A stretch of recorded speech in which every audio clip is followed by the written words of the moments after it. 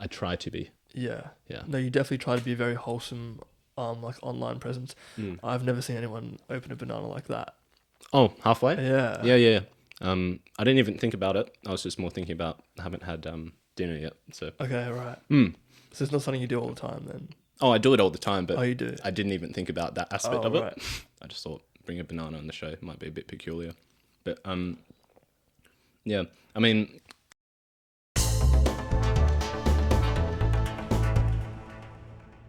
Uncle Ken. mhm. That's who our guest is on the 12th episode. Thank you. He wears a hat. That's signature. And Uncle Ken is, you say, like a kind of personality that you bring out. Yeah, a bit of a character. A character. Yeah. I'd like to say it's my ideal self. Right. And what I mean by that is that at some point in my life, I did have a bit of a vision as to what the best version of myself should be. So Uncle Ken, I never had that name associated with it. Maybe I'll talk a bit about the name if you want me to. But Uncle Ken was basically this idea I had, or a vision I had of myself. And then Uncle Ken was just like some brand. So I wanted like Uncle Toby's. There was a beer I used to drink, Uncle Kenny's. What else? Uncle Ben's. Like all those familiar home brands. Yeah. And my main goal was basically to have this like really familiar type of brand and have it associated very much with Australia because it's my home and I love it. But I also want to market to maybe the international community somewhere in Asia. And I want to have products in Asia that I can bring to Australia. And I want to have products in Australia I can bring to Asia. And the only way I could do that is through some trusted method. And that's by having this beautiful logo of me with a cowboy hat. Yeah. Like this. It's a well-designed logo, actually. Yeah, cheers, man. Paid around $600 for it. And I think probably the best investment to date in the brand. It taught me so much. But the main goal was basically to produce some noodles and see if I could sell it to my friends back home. Some noodles from Malaysia, my mum's hometown. Yeah. And you're doing that currently, or that's the aim? It's in the works. In the works. It's kind of I've been kind of slowly revealing it to people, but when it does happen, I have seen that as Yeah, Easter eggs, you know. Yeah, Easter eggs. You're big on that. Yeah. You really do like that. I do beat around the bush a lot, even in my conversation in life. I always like putting little hints of what's to come. Maybe one day when I die, I think people see how I looked at things much earlier than they would have thought. Like you went on holiday to Thailand recently, and if you can't read his hat right now, it says Cambodia on the top. Yep. He changed it to Thailand, but not many people realised that it said that. Yeah, but obviously that's kind of like an Easter egg. I think you changed it probably before your holiday, signifying that you were going to go away. Yeah, so the original Uncle Ken's hat is basically some type of, what's it called? Gardening hat at home. Right. And me and my dad and whole family had been to Cambodia when I was much younger. Mm-hmm. And something I noticed was that this hat was pretty cool, but I liked the way I sat on my head. So I was like, maybe I'll just wear that. It suits you. And I'll be like part of the brand. Yeah. Cowboy hats, a lot of people think it's like you're this Western cowboy, but I did a bit of research into the cowboy hat because I was quite amused. Someone was like, it's just some dude in a cowboy hat. What's so good about him? And I was just like, what's so good about him? But then I looked into the etymology or past of this hat, and it turns out cowboy hats originate from Mongolia. So, wow. Yeah, it's interesting. The more you know. Yeah, the more you know. You can find it on Google, so research if you want. Yeah, I've got a lot of fact checkers on me recently. Yeah. I don't know if you saw Nick Kyrgios responded to one of the reels last night. Was that Nick Kyrgios? Yeah. Oh my goodness. Did you see the story? I think I saw something about that. Yeah. I didn't realise it was Kyrgios. No, it was him, but we didn't phrase what he had done in the correct way. Mm-hmm. And so he basically came on and was like saying like, I never did that. You're just talking shit basically. Oh, wow. And then we were like, yeah, fair enough. But I mean, it's good to get some engagement. Solid. Some of my mates were saying that might be the way to go from now on. Just saying. Trigger celebrities. Yeah, just trigger celebrities, false advertising. But yeah, it's fun. I don't think so. I don't think that's the way to go. But yeah, that's a big thing. You and your mates, in maybe one of your first or second podcasts, you were talking about how the only way to get attention is to inflict this type of pain or attention grabbing type of thing. And how you do that is completely up to your values and what values you want to compromise. Yeah. If you want to compromise values at all. I have seen some examples of people who use their values to shine and grow, but it's a very rare case, and I think that's a sweet spot. That's probably what you want. I think that kind of is like you, right? I try to be. Yeah. Yeah. No, you definitely try to be a very wholesome, like online presence. I've never seen anyone open a banana like that. Oh, halfway? Yeah. Yeah. I didn't even think about it. I was just more thinking about I haven't had dinner yet. So. Okay, right. So it's not something you do all the time then? Oh, I do it all the time, but Oh, you do? I didn't even think about that aspect of right. it. I just thought bring a banana on the show might be a bit peculiar. But yeah. I mean, we've done our intro. I didn't even know that was an intro, but this is a casual podcast, so that's how it works. It's very conversational. I told you the couch it's different. It's magical here on the couch. Like you need a magic carpet.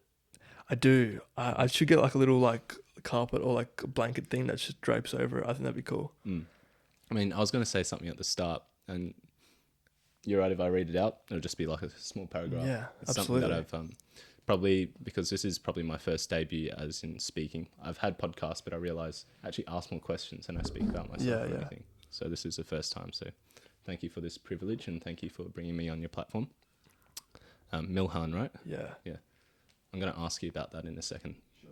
So one of the things I did want to say is that I do consider myself a very fortunate person. I do aim to be the best role model possible to the people and younger ones around me. And this isn't easy to do. Yeah. And I do it at my car meets by showing exactly what I'm about. And I can talk a bit about the meaning if you're interested. But it does come down to deep introspection and evolving my core values. And even the people I've worked with don't really know me. So I've got many ambitions, things I want to achieve, but I don't speak about them until I'm ready to deliver them into existence. Yeah.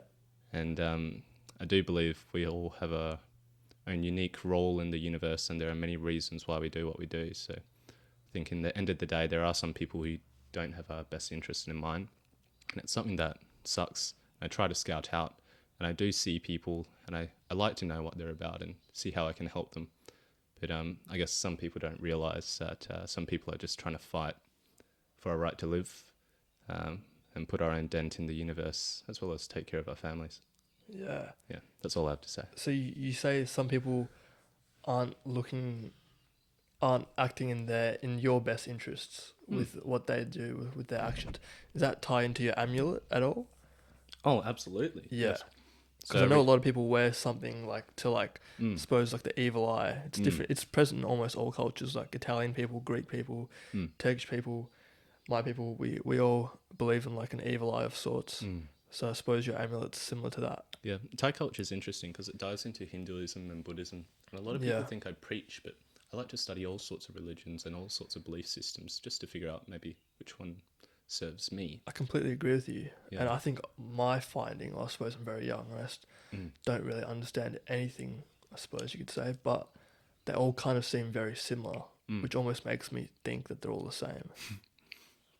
Maybe they all are the same and they all connect together, but and it's just different interpretations, that kind of thing. Yeah, but then you have or like timelines. You have people that go right by the book, and then they're like, no, you can't say this about this.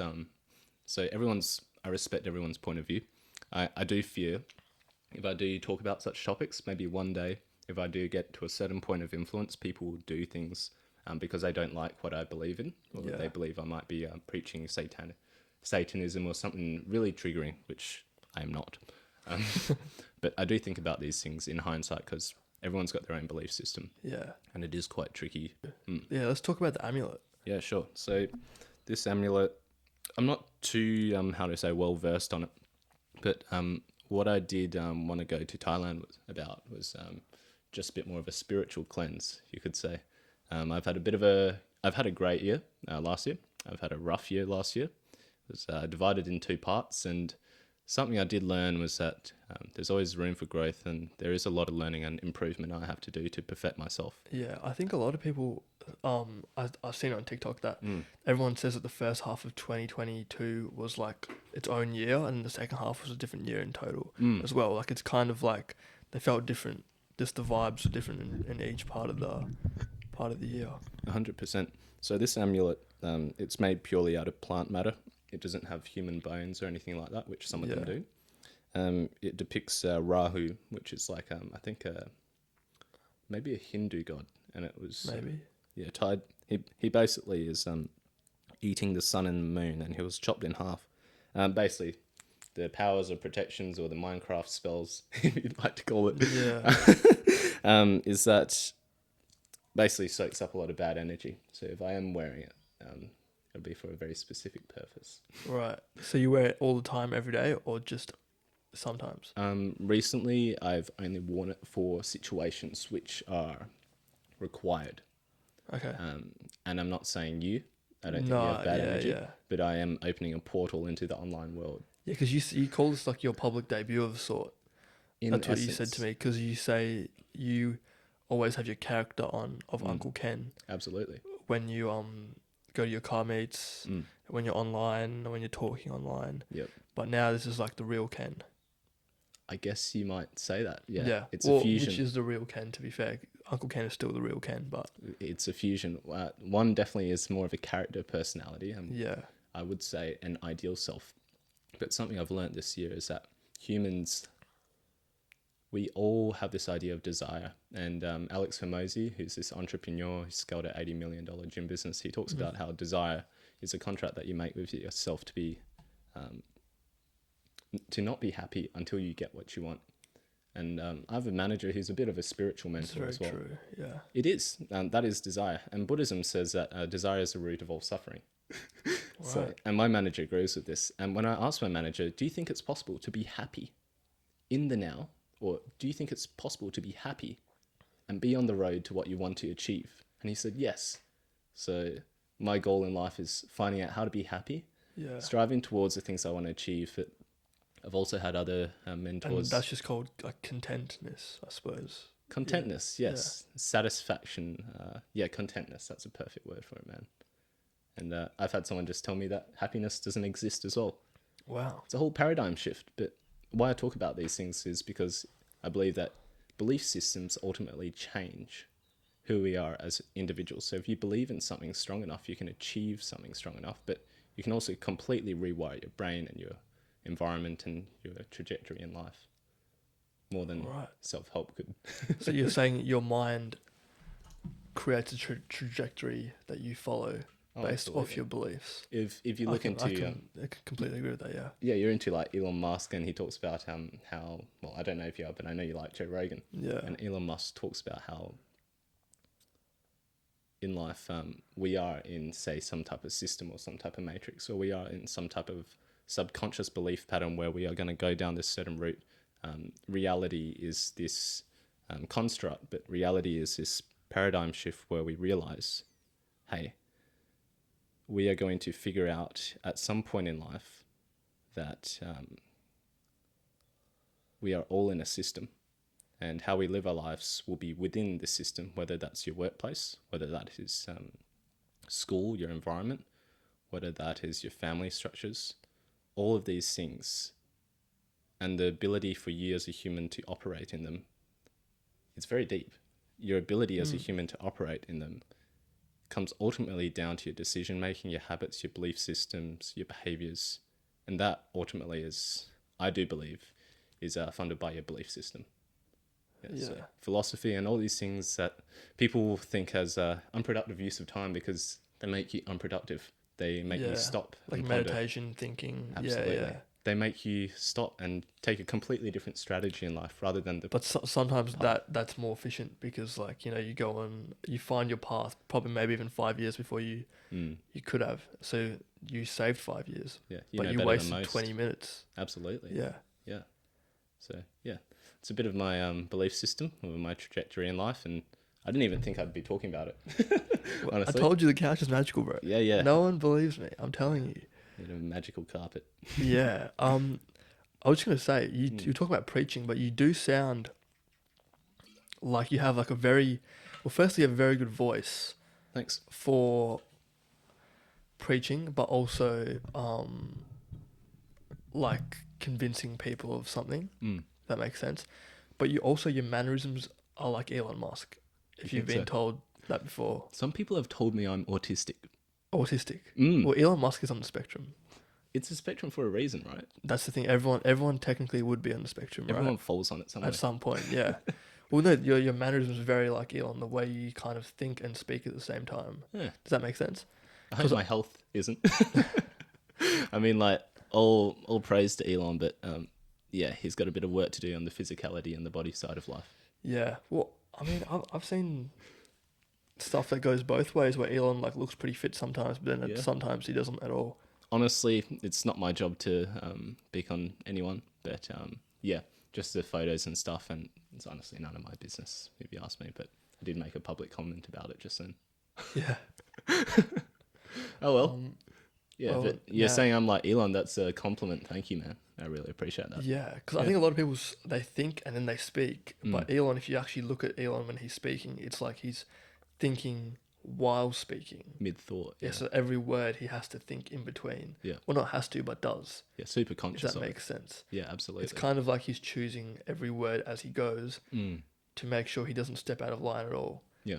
A lot of the stuff I talk about, I do believe is backed up by science. So I've always been prone, and I'd love the idea of fantasy, but I like to figure out different aspects of reality where it might align. So for example, when you're talking about how you speak about things, being conscious of things, these are things which we already know exist in the human mind. So things like subconscious and conscious patterns, being cognitive, meaning using your thinking power to act in the now. Well, I think what you're talking about is metacognition, right? Metacognition. I can't say I've heard of that, but it's like where you're thinking about your thinking. Thinking. That's overthinking, isn't it? it? Well, not overthinking. It's just you think about how you thought before. Yeah, thinkingception. Yeah, basically. Yeah. Yeah, good chats, actually. I like talking about these things because I feel like not a lot of people do. And when they stop, it's usually when they're talking about things which are strictly business, strictly work, which is also something I like to zoom in on. I like to think I like hard work. My mother thinks otherwise. Yeah. But yeah, I like to focus on things very intensely, especially if it's something that I really like or desire. Fair enough. I think that's a good way to do it. You're just very into everything. Yeah. Sometimes so much to the point where I see it as my weakness, where I realize, hey, you have to delve into everything too much. Well, I'll cut off the whole emotional side of stuff. Yeah. So emotional intelligence side of things, which is something I'm working on. I know it's definitely a position where I have to improve on in life if I am to grow in the professional workplace or even be seen as a respectable human being. But I think you made the first step already by understanding and admitting to yourself that you need to do that. Yeah, and I had a friend that was like, at least you're aware of it. Yeah, and that's the thing. The awareness is the first step, right? It's the first step, but the next thing I told him was, the next thing I said to him, I shouldn't say I tell people things, but the next thing I said to him was that it's all good being aware, but if you don't act on it, then... True. Yeah. The actions are there. Yeah, the actions. And how I act on that, it's going to be a very tough journey for me because it'll be completely out of my comfort zone. Yeah, I don't think a lot of people do that or even think about doing such things in life because they're more focused on getting that higher paid job or that the thing which leads them to the next step of their life. Yeah, I've always tried to live a bit outside of the box, but here I am, some guy with a cowboy hat, half Malaysian, half Irish, just trying to say that I'm unique. Definitely unique. Don't worry, Ken. Yeah, Definitely we'll unique. All right, so we have Uncle Ken, and what you do is it's a page about bringing community together. Yep. It's an Instagram page. We'll link it. All that good stuff. But right now, the main thing seems to be car meets. Yeah, car meets. I like cars. I do. But I never intended for this brand to be about cars, which is interesting. But I mean, one of the things I like about cars is almost like Joe Rogan, Matt Farah, and all of these car fluencers, I like to say, talk about it. It is this, sometimes it's essence of masculinity. Sometimes it's this ability to control this vehicle, this outwardly beast. Sometimes it dives into the psychology of attraction and things that make us who we are. So they're just an extension of ourselves and our personality, in my opinion. But because it's kind of like the way you dress, right? It's kind of like Absolutely. It's like having your car is just like a part of you. Yeah, imagine like I know some people that like match their cars with their outfits if they're rich enough, or they match their outfits to their cars. Or their watches to their cars. Oh, we're talking about some of the big players, right? Yeah. I think you and I know who we're talking about. Yeah. Yeah. Yeah. Is this the right way to hold it? That's fine. You can honestly, you can be like there. You can be here. chill? You can chill. Don't worry. Don't stress too much about it. You know. Okay, I'll try to chill. Yeah, I think your volume's up pretty high, so Cool. I'm easy. should be fine. Yeah, so I never intended for this brand to be about cars. Uncle Ken kind of explains it. It's kind of a bit about me, but also a bit about this ideal self. So I think on the road to building noodles that I could sell to people, I realized the only way to establish maybe a market or a customer base or a audience. Sorry guys, I'm not saying you're all customers, but this is how I look at some things.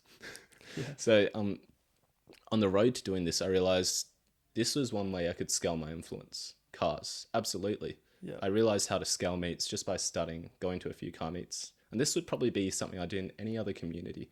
I just study them. I'd go to a bunch of events and I'd be like, oh, I could probably do that. It's not hard.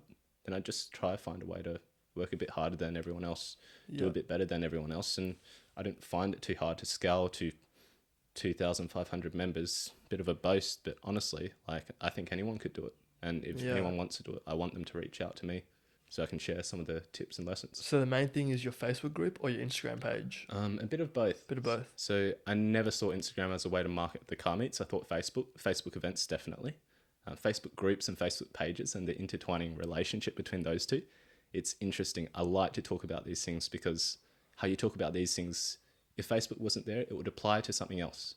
So you always have to be thinking about how these apply, because if you want to survive in life, you have to think about how you can adapt and build things. And I'm not talking about my audience, because I do love and care for them. And I respect each one of them. I have relationships with every person in my community, but I understand that end of the day, growing is the ultimate way to living. If you're not growing, you're dying. True. That's very true. Clip that. Yeah. Yeah. So okay, so your car meets, and it's brought you, well, like you said, some heat upon you having these car meets. Well, we'll get to the heat at the end, but sure. Firstly, I think we'll talk about how you're wholesome and like you try to be like a role model for the community and whatnot. And so a big feature of your car meets is the safety and the law abidingness of them as well. Yeah. Yeah. How do you kind of like stay within the bounds of the law when I suppose generally the car community is out to break the law?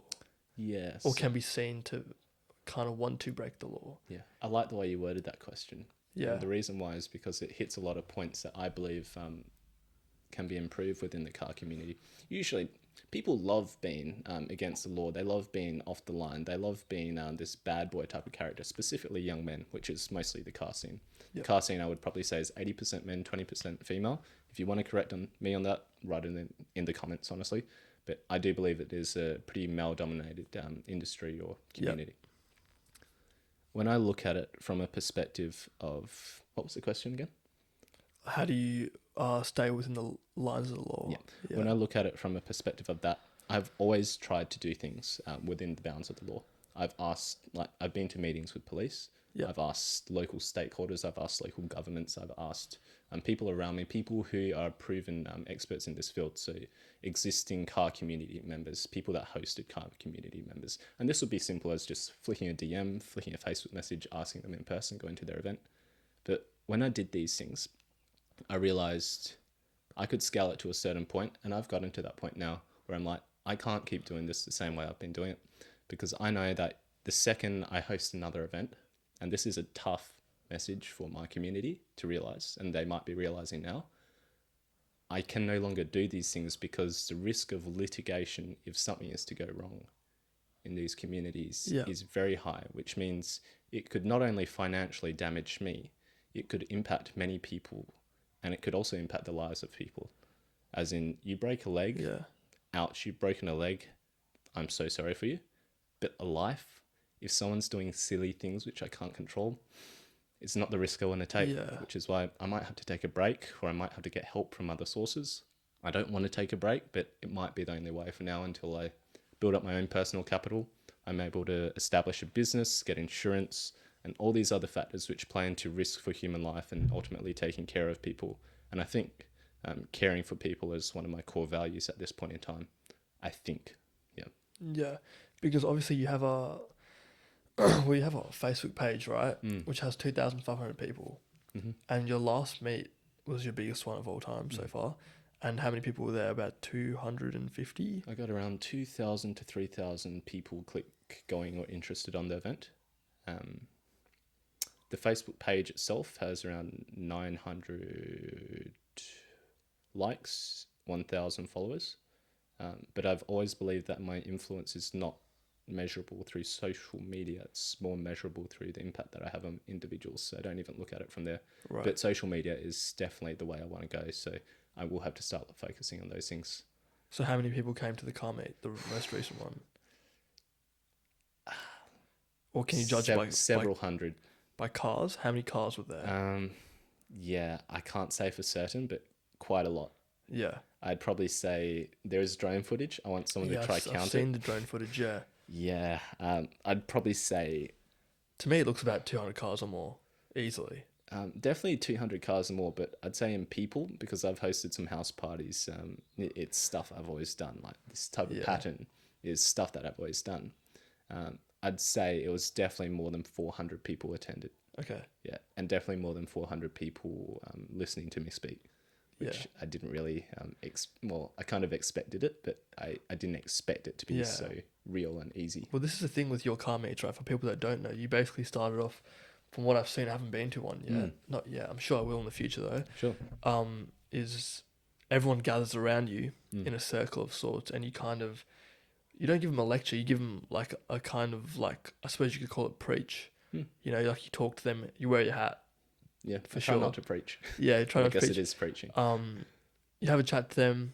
You tell them, look, guys, let's stay within the law. Let's be safe. Do you kind of scare them, kind of like into staying safe? Like you kind of be like, you talk about loss of lives, that kind of thing. I think you give them the reality of it, right? Yeah, give them a reality check, just communication. But then you also like to share a good message as well. Absolutely. Yeah, that's an important part. Yeah, because the last one else was on WA Day, and that was... Oh yeah, you saw that? I saw that one, yeah. Yeah, I was pretty proud of that one. Yeah. I think I have a lot of work to do for the Indigenous community of this country. It's something I'm yet to respect and fully understand. I definitely respect it. But in fact, you know, like Aboriginals use like farming techniques more advanced than we would even think of. Like, I didn't know that. I know about the burning. Bush clearing. Yeah, bush clearing, yeah. They did plant plants. Like, they did move things in certain terrains just to make their biome and environment better. Definitely recommend watching a video on it. But I did get a bit detoured there. Back to the car meets. I mean, yeah, the messages... I've always feared this idea of me being too centralized to a perspective of a group being around me, then if they just eliminate me, I'm gone, and then this group doesn't exist. Yeah. So Uncle Ken's, I do want to plan on having other people speaking. I want the brand maybe to be my name, but in essence, my brand or hosting events is basically my version of me saying, I do this for you guys. So if I'm not speaking, if I'm not there at the event, or maybe I'm sitting back on the sidelines, this is long-term plans if I even achieve that. I would like it to be kind of my ode or my message, ode music. I would like it to kind of be my message that I do this because it's something I care about and something that I think is valuable. And I think even for all the people that are striving for money in this day and age, the idea of influence and being able to impact people is way more valuable than simply spending a bunch of money in some place. Yeah. Changing the trajectory of some people's lives, putting my dent in the universe. And how do you feel Uncle Ken's has dented the universe so far? I don't think it has. I have a lot of work to do. Yeah. Right. Well, that's really big of you to say.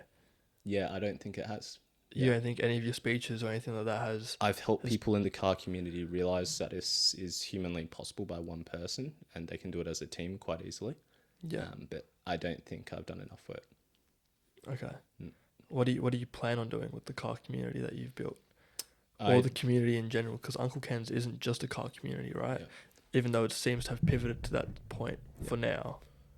I rotate around my hobbies because that's what interests me. So I like cars, I like guitars, I like music, I like physical activities, endurance, sports sometimes, some aspects. We'll talk about that. But I would like to see Uncle Ken's be more international, and the reason why I say that is because I know Asia has a incredibly diverse car community.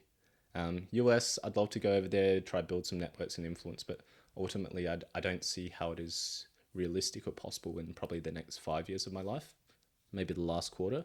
But yeah, I'd like to establish a bit more of a international market for Uncle Ken's car meet. So maybe change it to Uncle Ken's car community. Then people post about cars and people actually talk about things that they like. And then every now and again, they'll just reflect back, why is Uncle Ken's name is here? And then who is Uncle Ken? Then maybe do some research into me and try to figure out the reason why I do these things. And end up here in the podcast where it started. Maybe. Yeah, that could be it. In this spot right now. Yeah, you're very privileged. If that is the case. Otherwise, I'm more privileged to be able to express my ideas on your platform. Thank you. No, it's always my pleasure.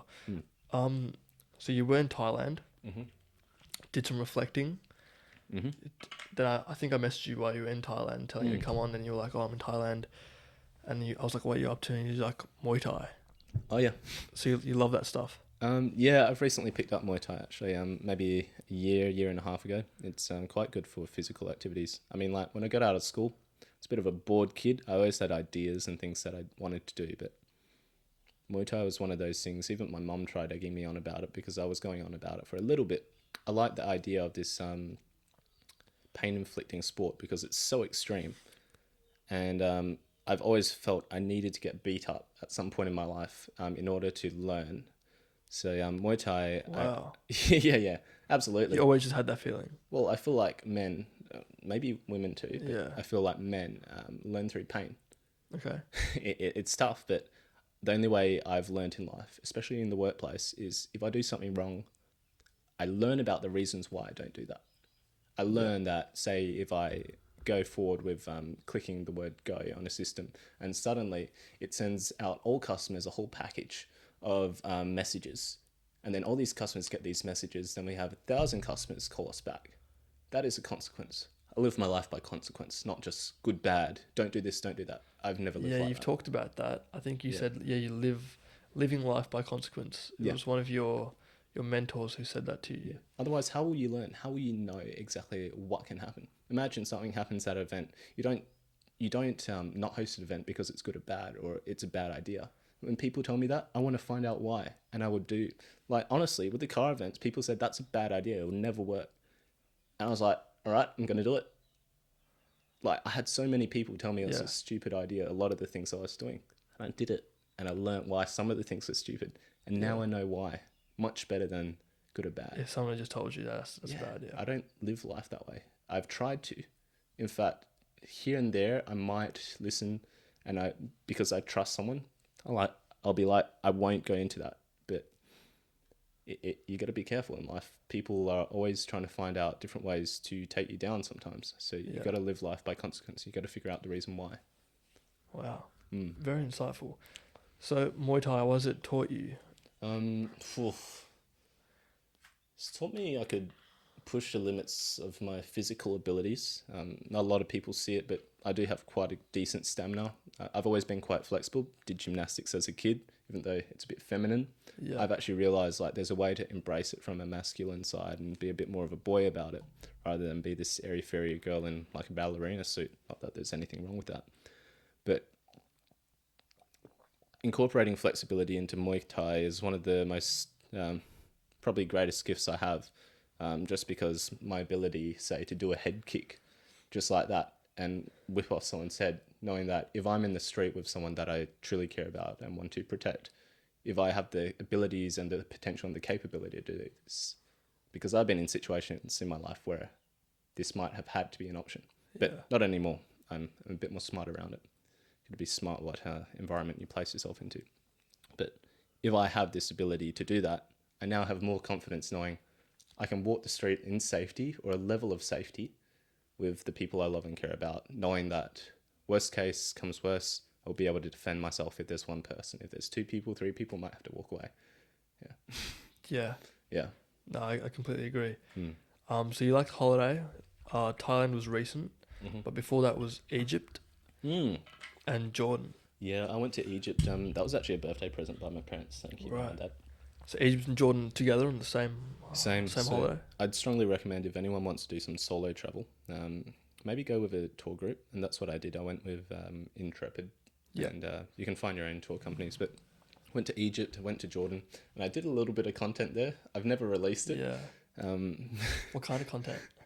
silly content, man. All right. I don't know why I made it, but it kind of tells me more about myself as I move on from that happened before COVID. And when I got back, it was just like when COVID started. So I was like, I'm so glad I went on that holiday. I met so many Yeah. good people. I met some content creators. I met a lot of Americans, actually. Americans. And yeah, it was a fun time. Egypt's cool. Loved the knowledge into like how they were built. So many conspiracy theories. But all this masonry, the woodwork, no, not the woodwork, stonework. Um, that is something that quite interests me. And then Jordan's just equally the same. I Yeah. tie it back to a lot of Freemasonry, although I'll probably get killed one day if we're even talking about such a topic. But I don't think so. I think Freemasonry is on the down, yeah, or it's seemingly on the down, but they're yeah. probably on the up. A lot of people attribute it to Satanism, so they think you're a devil worshipper. Or some people even just think that you're saying something bad about people of Abrahamic faith, Judaism. Yeah. But I respect the idea that there's a lot of techniques and knowledge gone into making beautiful crafts, and I'm a bit of an artist if you haven't noticed. So Yeah. that's why I'm quite interested in the history and why Egypt and Jordan exist. Wow. And you went to Petra as well. Yeah, Petra. Petra's like a big door, right? Yeah, Petra is like in Indiana Jones. If you know Yeah, that. yeah, yeah. So Petra, yeah. So what it was is like some canyon. It's like the Grand Canyon, and in these valleys, some people decided to make these how to say ornate buildings, and it was basically a place for them to store valuables, maybe their own palace or village. And I read something about how people masons from India, because you know how people from India or India has all these temples. Yeah. Apparently, this is a conspiracy or this is a theory. People came from India. They went to Egypt because that land is connected. So you could obviously travel by horse or camel or foot. Yeah. And they actually started chipping away there. And that's why you see the style of the stones is done in a very romantic or, how do I say, Templar type of fashion. Right. Mm. And It's that's interesting. in Petra. That is in, yeah, that's in Petra. Because some people say it's like the hidden door or like a door A into portal. Yeah, portal. Yeah. I don't know if I believe in that stuff, but maybe I know some people, they can do their, what's it called? When you shift away from your body in your sleep. Lucid dreaming, Lucid dreaming, there's astral projection. astral projection. Yes. I know some people, they say that apparently the FBI did like astral projection like studies. You could find this all online. It's all documented. And they were trying to see if you could like mirror or remote view into like seeing like the naval bases in another country. I don't know if it's Wow. true, but the US government has a lot. There's a lot of conspiracy theories, but it's a lot of stuff that's been proven true, like MK Ultra, LSD mind Yeah. experiments, and things like that. We Wow. you can Google it for yourself, but people just choose not to, right? Like CIA's released files about UFO sightings, that kind of thing. I think they think like, how does it benefit them, or it's not important, and Yeah. maybe it isn't important, but maybe if you try connecting dots, and maybe I'll get cancelled. Maybe we'll get cancelled for talking about such topics. But Maybe. I think every government ultimately wants the best for its people. So if I'm going against that status quo, it's not my intention. Wow, fair enough. Where do you plan to travel in the future? Because so Petra's a wonder of the world, and so is the Pyramid of Giza. So you've seen 2 out of 7. I'd like to go to Peru, Easter Islands, and all those world wonders, but probably the next place for me, or the place that I'd like to go, dream place, would be New Orleans. Yeah. New Orleans, or however you say it. I just like the idea of the blues and all the what's it called, fables around that type of area. I think it's very cool, and I like looking at intricate buildings and designs like leaf work, like you see in my engraving. So seeing that in Yeah. the buildings, you see it in Fremantle with the heritage houses. They all look like beautiful dressed up houses, and for someone to live in there, and something about that style also resonates a lot with nature and pattern and geometry. So those Yeah, things there's interest a me. lot of maths in nature, isn't there? Absolutely, yeah. Number 3 for me. Yeah, what do you know about that? Like the I don't know. There's a specific word for it, but I've forgotten. Numerology, Yeah, sacred numerology. geometry. Yeah, sacred geometry. Yeah. Yeah. How much do you incorporate that into your crafts? I try to incorporate it even into Uncle Ken's, but I don't think I've had any artistic output besides from maybe one Instagram post where I draw something. Sacred geometry, I did a lot of studies into it. Not a lot of people will find it very useful, but I think it's quite cool understanding, because you learn things about geometry and you start to realize that in nature there are patterns, and almost your way of finding patterns like math. Like how humans discovered math is beyond me if you look at it from a scientific perspective. Yeah. I had these two cubes, and it was for a. I could never explain it, but it just. I couldn't comprehend how someone had created two cubes and been able to put numbers on it in the most modern font of numbers, and then being able to incorporate that into the number 30 or 31, which is the most amount of calendar days, and then have that as an object. It's hard for me to explain it, but I started thinking like, in order for someone to come up with this concept, they would have had the ability to flip numbers. And this is a very unrelated topic and probably not interested to most, probably more just studying how I speak or how I talk. But in order for someone to come up with like this contraption, and I'll see if I can try find it and explain it one day, I thought this must have been a historic artifact, because from the time numbers were derived or born, this is when this would have been created. It wouldn't have been created anywhere in our day and age. I can't explain it now, but one day I will. Right. Yeah. Yeah, maybe you should make like a little clip about that. Yeah. Because I saw you started to make clips, right? Oh, and then did you just switch to the podcast straight away, like from the clips? So Because you only have one clip that's out. that's on Instagram. Yeah. But on TikTok, if you want to On check TikTok, my TikTok, right. I've just started that. So Sev, credit to him, he's like, why aren't you posting 3 times a day? And I was on like, TikTok. Just full stop, just not in on general. TikTok. Yeah. I was like, I got content lined up, and it's like, he just paused. He was like, he was waiting for me to come up with some better excuse. Better excuse, yeah. And I was like, this is some mind bending or some psychology. And I was like, you're not wrong. So I'm like, now my goal is to create a system where I can feed out content and feed out wisdom, have it be of a decent caliber, a decent quality. I hope my audience doesn't go, but if they go, they're going because they don't like what I'm doing, which is fine. And probably they're not my followers. So it's a tough reality, but probably going to happen at some point in time. I'm probably going to have a big, slow decline. And if I'm motivated and driven enough, maybe I'll climb back up. But I don't know. I just do it because I like doing it. Yeah, well, there's a lot of delays in the creative space, isn't there? Like, 3 times a day is nice, but obviously you have your actual job, you have your hobbies, you have downtime and sleep. Yeah, absolutely. And also, like you say, your internet speed, that's not helping you. No. Also, the quality thing is a big thing for me. I would never want to release something that was subpar just for the sake of trying to get to the number 3 every day. Some people do recycle content. I don't know if I'm a big fan of that. Some people, what they'll do is they'll plan for it.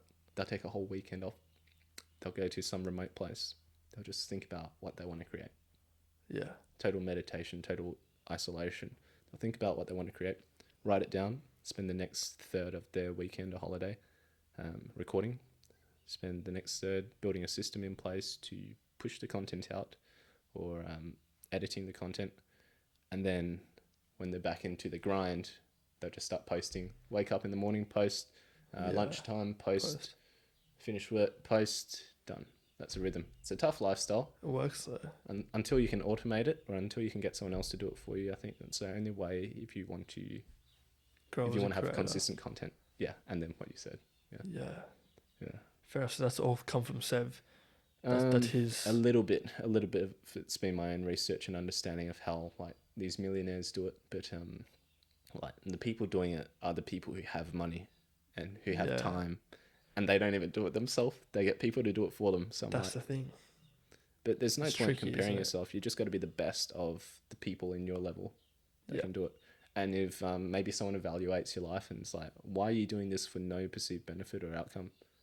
Maybe you stop. Maybe you just reflect. True.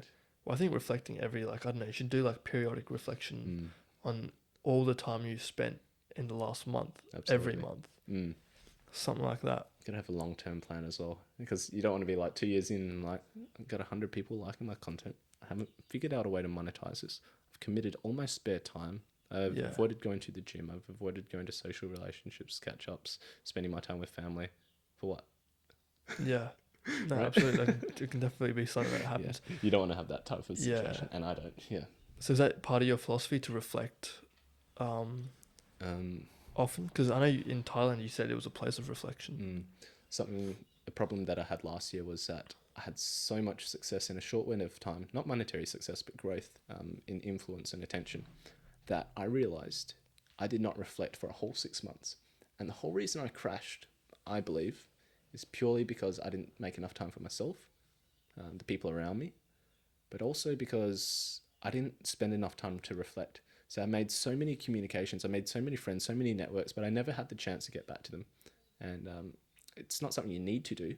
It's something that helps establish a connection that I realize now I should reflect a bit more frequently. And that way I won't have crashes like that. I will have crashes. But to a lower level, I suppose. Yeah, I'll also have climbs too. So that's how I think it will work. Yeah. Yeah. No, I agree. Mm. And you've already talked about living life with, or living life by consequences. That was from your mentor. Which mentor was that? I used to do a sales job. Right. I was never good at to start with, but he taught me a lot of sales techniques. And one of the things he taught me was you got to sell with honesty. You got to sell through ethics and character. And why you do it is important. But he also told me that he's from Mauritius, but he has a what's it called, Indian background, Hindu background, and he taught me about this idea of consequence and duality and all these things. I'm just sharing with the younger people because at this point in my life, when I was much younger, I was very lost. I didn't know what to do. I had no idea, no direction, and these concepts and ideas helped me understand that I should stop beating myself up when I feel like I'm doing something bad. Yeah.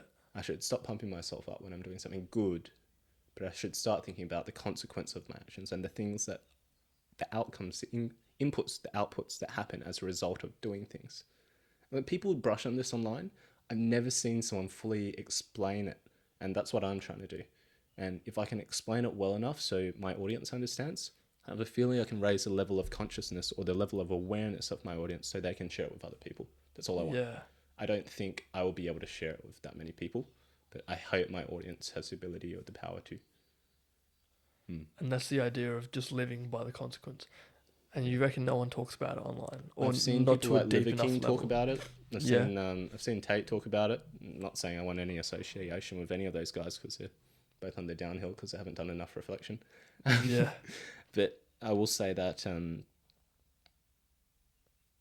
I haven't seen it explained in such a clear, succinct way that I feel I can explain it. And maybe that's tied a lot to my ego. And maybe I got to kind of step back and realize this stuff already exists in the universe. But maybe sharing it with my audience is 18 to 25, majority Australian, Perth. Yeah. If I can share it with the Perth audience, I probably have a lot of people, probably like a large percentage that don't even want to listen to that stuff. But I feel like if I can incorporate that with the cars, I can incorporate my lessons with the cars. And I've had people say, just stop the speeches, stop talking, mate. And I'm like, well, then it's not going to happen because this is why I do it. Yeah. No, Share my exactly. Because I suppose like anyone can just, well, not anyone, but people can meet up with cars. Yep. And they can just drive them around, and that can be it, right? But you serve a high purpose. Yeah, with this your might comments. be something for the reels, but something I realize in the car community, which it kind of gets me at the heart, is that a lot of the younger boys or younger men, they get this car, and I think of it like myself. This car is now their new identity, and they form a whole life around this car. But then I start thinking, like, what happens if you have a car crash? What happens if you're in a financially bad spot? What happens if that car is no longer a version of you? What if you don't like that car? Or what if someone says something bad about your car? Then it attacks the ego when some people say bad things. So I now want to start sharing like this idea that cars should be a complement, not the sole focus of your life. Right.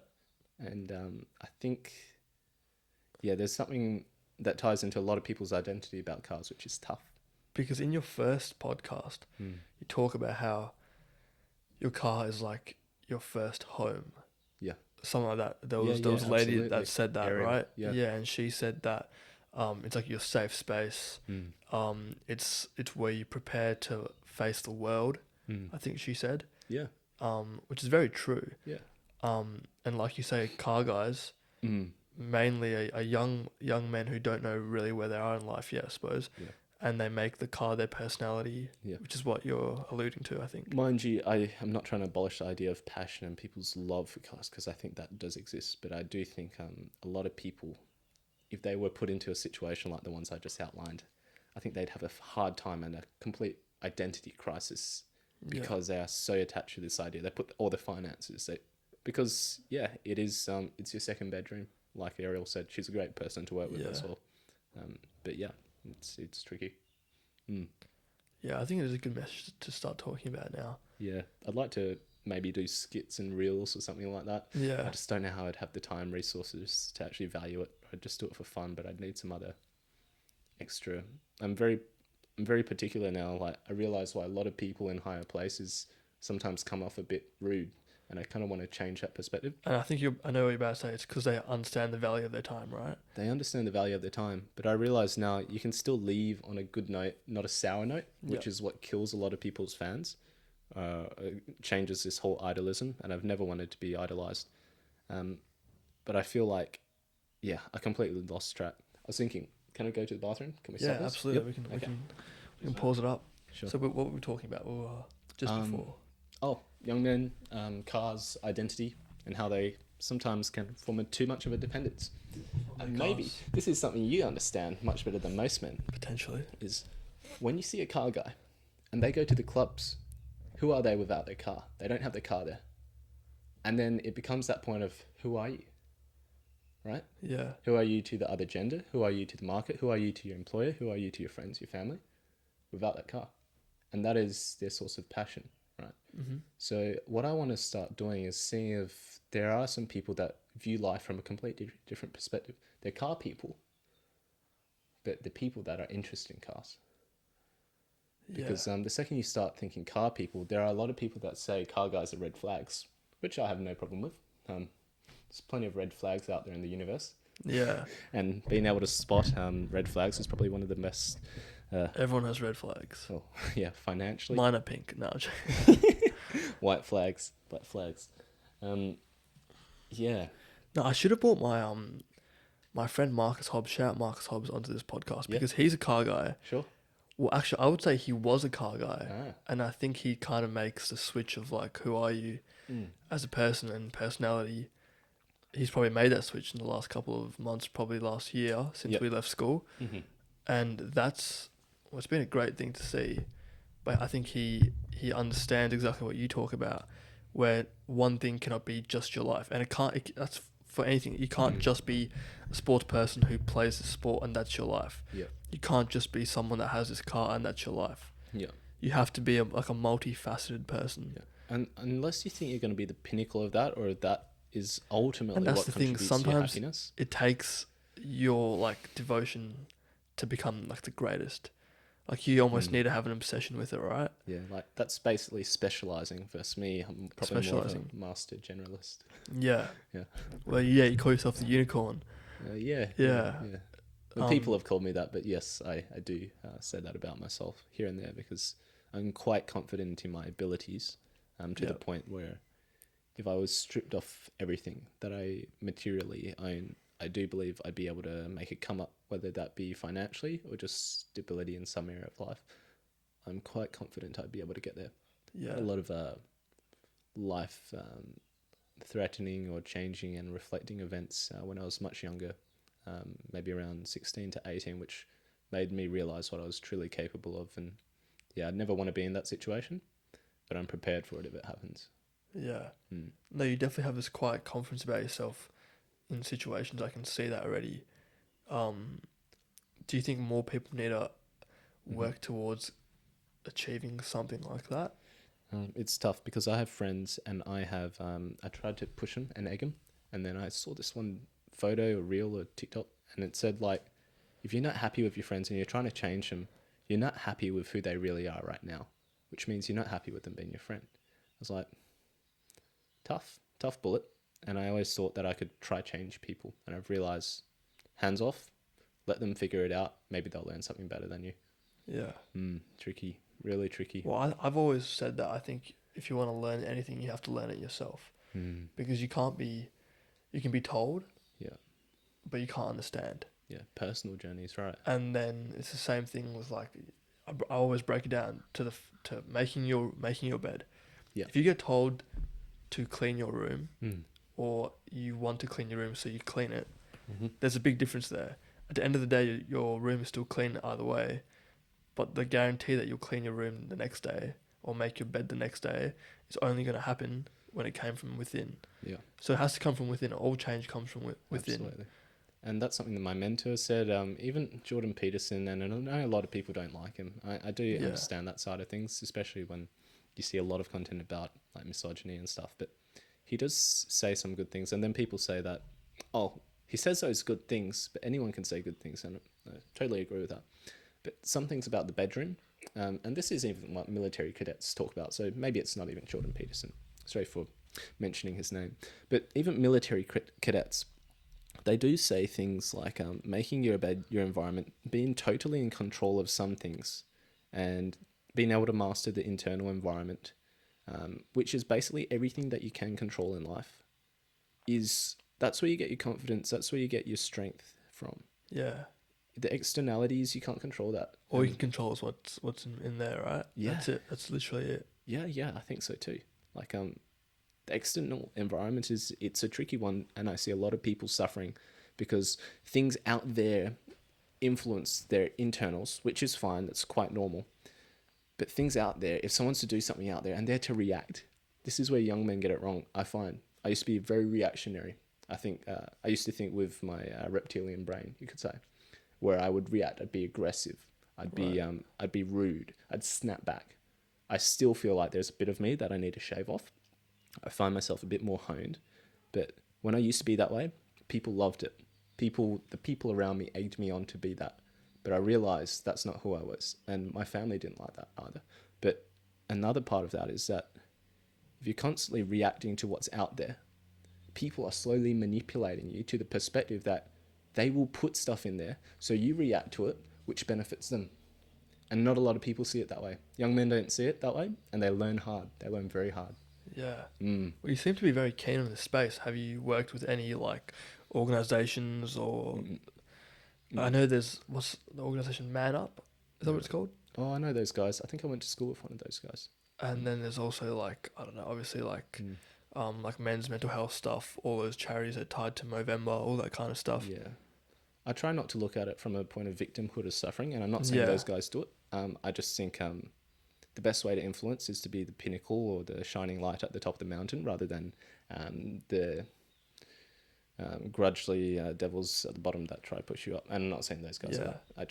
I think I'm motivated by nice shiny objects like nice cars, and everyone else is. Yeah, right. Yeah. Okay, I like that. They're talking about that in charity as well, where it's like you can either like, I don't know how to word it again, but it's like uphill or downhill, downstream or upstream charity. Yeah. And it's a different aspect of how you give back to your communities.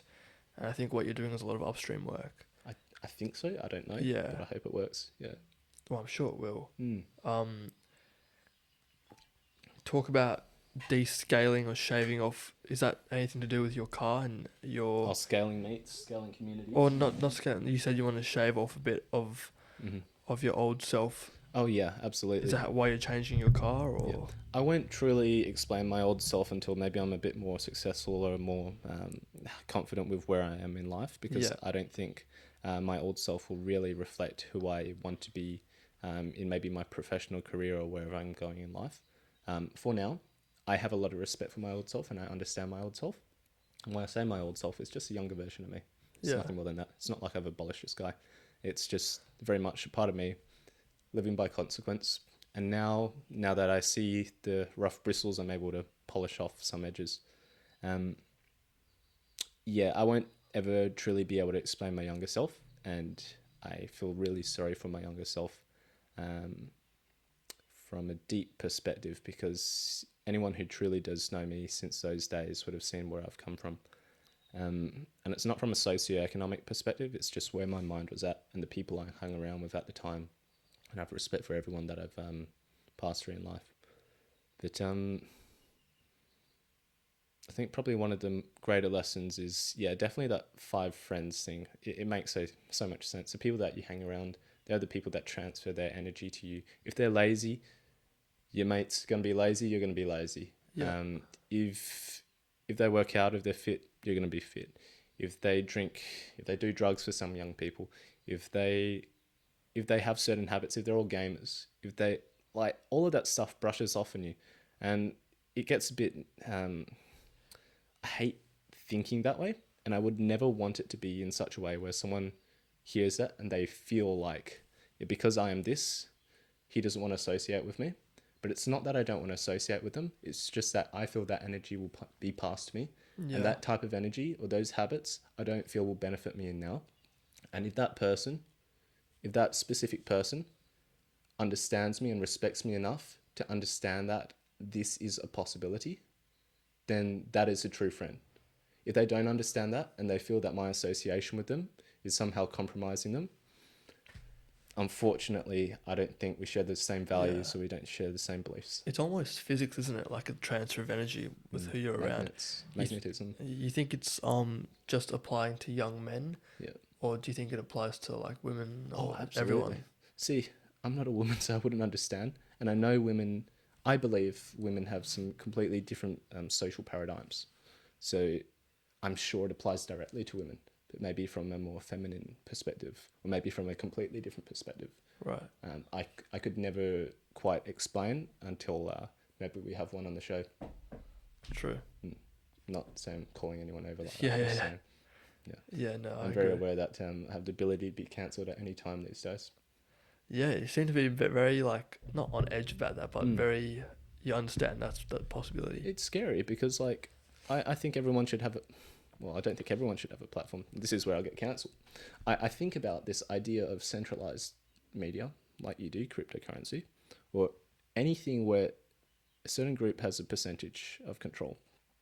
And then there's another group which doesn't necessarily want that control.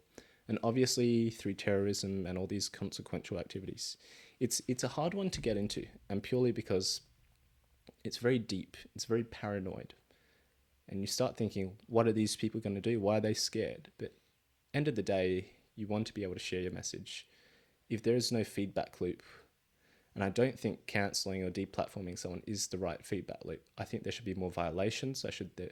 Maybe there's financial penalties first. And then if there's repetition of this action, maybe. Do you think it should be cancelled for free speech ever? Honestly, I'm no expert on this matter, but I just don't like the way it is now. And that is me identifying that there is a problem, that I think there is a problem. I don't know the solution. Do you think Rumble is part of the solution?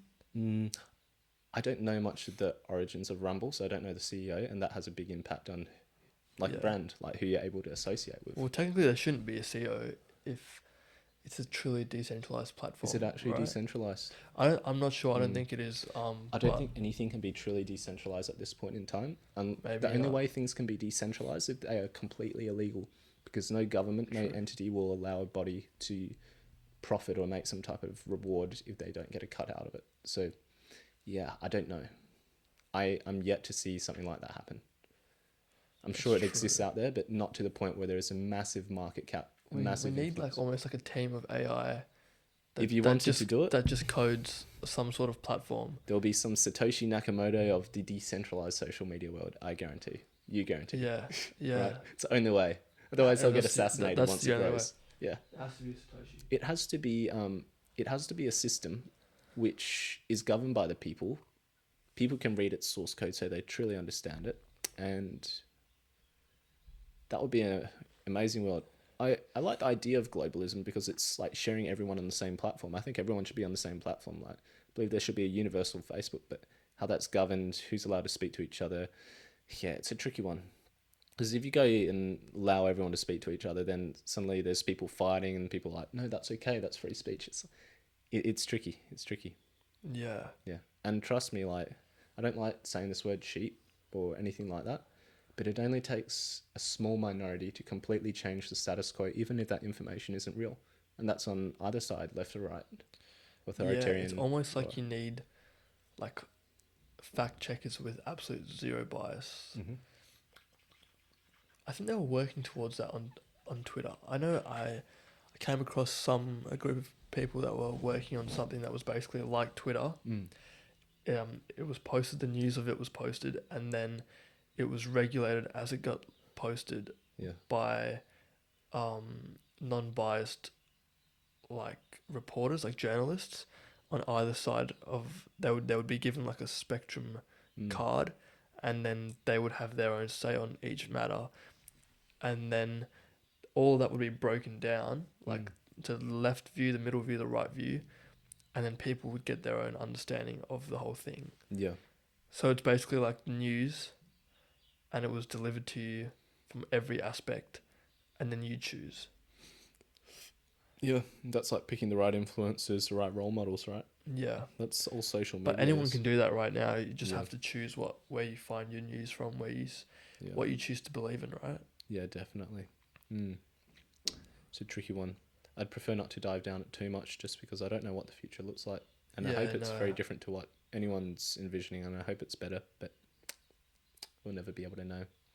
Yeah. Unless we are the ones that instigated and do things about it, but I don't know.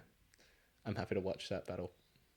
I know you don't want to talk. You don't want to give them a light. Yeah, I'd prefer not to speak people's names or any energy into existence, but what I do believe is that everyone ultimately has a lesson to teach.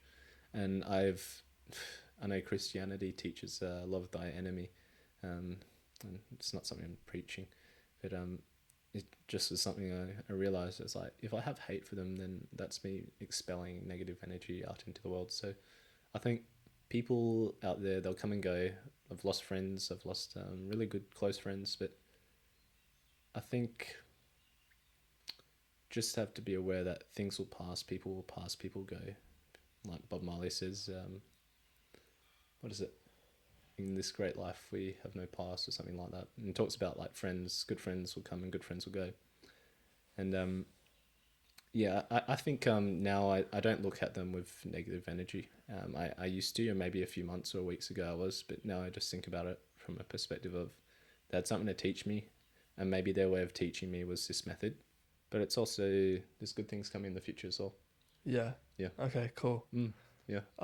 You have a 3-digit number plate, which is very unique and rare. That's almost like an investment in itself. Absolutely, yeah. I saw it as an investment in my name. Yeah. In my brand, maybe. How did you manage to buy that? Plates. Like, did you buy it off someone? Yeah, mrplates.com.au. Okay. I'm not boastful in the way that I speak about this, but the reason I say I spent maybe $1,250 on license plates is because I believe that's my way of saying, I believe I have enough confidence that if I do live, this will be a plate that I can keep for me if I live in Australia or something like that. Yeah. So, and another part of it is I had to pay another $700 because they told me it was nameplates, and I was like, don't really have an option, do I? Yeah. I kind of bought this and then say, no, I don't want it. So had to pay maybe another $700. So it was expensive, those plates. Yeah. And But I feel like you could sell it for more. I possibly could. And there's a video where I have behind the wheel YouTube, and I'm like, if there's a more rich or powerful Ken in WA, he can have it. And honestly, I'll probably sell it for a profit then. That's a real shame that Australia does its number plates by state, because in the UK, as in like in England, they have plates just for the whole of England. Yeah. Right, it's not based on county, and their plates go for a ridiculous amount. Yeah, like Dubai, like millions. Yeah, Dubai and England number plates is ridiculous. I'm pretty sure in America it's all by state, and that makes sense because they all have different governing bodies, and same as Australia, right? Like we have our own. We are lucky though. Okay. Yeah. We are lucky because in WA, we only have to pay a flat fee for the license plate, whereas over in the eastern states or every other state besides WA, you have to pay a yearly fee for customized number plates. Mm-hmm. Yeah, because I think ours is $550. That's it. Once off, it's done. Something like that, right? Yeah. Whereas over the eastern states, it'll be $550 per year. Wow. Yeah. So you're paying for a domain on a recurring basis, basically. Obviously, Okay, you got to yeah, pay yeah. registration, driver's Yeah, license. but that comes with any number plate, right? Yeah, But that's a pretty cool fact about WA. So we're a that is bit pretty lucky. good. I just hope they don't ever change it. But if they ever did, I think there'd be a bit of a little, A riot. yeah, Yeah, uproar. A little uproar. bit, yeah. Not a riot. Yeah, an uproar. Right, yeah, hope. Hopefully they don't do that. Protesters. Yeah, protesters. Hopefully we're in a better financial place there, so it won't even matter. But yeah, that's what happens when you're young. Broke. Yeah. Do you have Brokey. any? Yeah, you're a brokey. Go to work, slave. That's what I call it. I call it my brokey job whenever I go to work. Yeah. Not to be disrespectful or anything. It's just Yeah. like that's what I call it. It's me being a brokey, going to work by an hourly wage. Can I flip the script back on you? Yeah, you say you want to ask me some questions. I Yeah, think yeah. This is So the perfect time. your name is MILHAN. Yeah. Million Potty. Million potty. What is the significance? What's the meaning behind the name? I know MILHAN, True. maybe Millie. Maybe? Yeah. So Potty? it is exactly. I don't even have. I'm Milf. trying to get a logo right here. Why do you have a MILF cup there? That's the nickname. Yeah. Oh. You haven't noticed that? You haven't I just saw it now. Yeah. I'm trying to get a logo up here at some point, but if you look at the logo closely, it's so it's called the 1 in a Million podcast. Yeah. My nickname from like a young age was Millie. Yeah. So the Millie within the million is a different color. I think it's like a light aqua, and then the ON is a white, like the It's font. a bunch of colors: black, purple, Yeah. blue. And then there's also the 1 within the word million. So it's a bit of a play on names. It's a one in a million. Okay. And so there is actually a 1 within the million. Does it have anything to do with money? Not really, but 1 in a Okay. million, I think it's always just been a cool name. And it's also like signifying that I think that I'm like, like 1 in a million, and everyone else should think that about themselves as well. Yeah. That It's a good they're way to like live life. an individual, Yeah. a unique kind of entity of sorts, I suppose. Absolutely.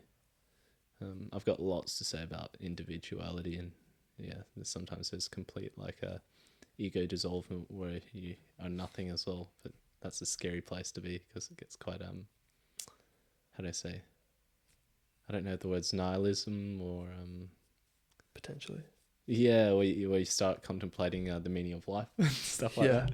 And this is another reason why I did it, because at a younger point in my life, I did question the meaning of life, not from maybe not a suicidal perspective, but maybe not a life-threatening perspective, but a perspective of like, why am I here? What do I do? And like, I think people will have this type of crisis at some point in their life. Better to have it young, but if you do have it middle-aged, that's tough. If you have it at the end of your life, that's probably the safer method to have it. But that's only the last rung. But You probably have it twice in your life, I think. possibly. I think you'd have it at one point in your life, wherever it chooses to hit you, and then just before you die. Yeah. Right? Possibly, yeah. Well, yeah, that's what I think anyway. And my mentor, which is interesting, one of my mentors said that you're meant to be thinking about these things around your 60s or 70s, so stop thinking about them now. And I never agreed with him on that. I don't agree with that either. I stopped agreeing with him there, because I knew what he meant. He wanted me to get to maybe a more financially stable perspective and play it very safe, right? You have to play it safe if you do want to reap the rewards of stability. But yeah, like you say, you need to be unique, or life has to be that little bit different, or you need that little kick if that's what you feel you need in life.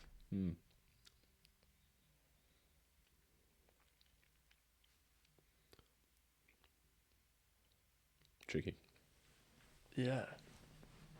No, I agree. I think we've definitely gone deep here today. Oh, that's the whole point. I do go deep, and I don't know if you go deep on every podcast, but I Try to. We definitely try to. I think I find it's a lot easier one-on-one. Like, I think probably around the 15-minute mark, 20-minute mark, not even 10 minutes in, we were already pretty deep, right? If you had another person here, when 3 minds and brains collide, it's a bit harder. I know what you mean. We could get there by the maybe 45-minute mark, where we all just click on the same frequency. Yeah. I've had this thought about communication. When you're speaking with one person, you're communicating a message and your intention directly. But when there's another person, you're kind of trying to share it with them. And It's kind of like they'll splitting, understand. right? Yeah. So at some point, you got to divert the attention. And I've always thought, is there a way to meet in the middle where you're not diverting the question? Like when you ask like 2 people a question, who answers? It's the one that you suggest, or this one that you infer? Well, that's not even it. Some people infer the questions differently, and then they have a different answer completely. So if I'm interviewing two people, it's not a waste of time, but it's kind of like there's something lost in translation at some point that we missed out on. Yeah. One-on-one, I think we get everything. It's not entirely focused, is it? Yeah. Yeah. What are some of the points we have? I think we've run through it pretty well. Plates, scaling. Yeah, we've talked about quite a bit. Yeah, what's in the future for your podcast and your... Well, I suppose you don't really want to give away too much, do you? I'm happy to give away a little bit of a snippet, but definitely more in the online space. It's the only way I can safely do it. I've realised through a lot of reflection and basically when I did scale these meets, I basically got to a certain level where there were people at the higher above, not just the police, private entities, people from certain areas, just give me the indication that it won't be safe if I do it in such a method with my lack of credibility, lack of capital, lack of establishment. Unfortunately, this podcast was cut short just because the storage on the camera ran out, but I'd like to say thank you so much for watching the video. Thank you to MILHAN for having me on the show, and I'll be sure that there'll be another podcast in the future. If not, you'll be able to find me on unclekensbrand. You can plug the Instagram and give a big shout out, big follow to MILHAN as well for this awesome content, awesome platform. I really appreciate it. Thanks, mate.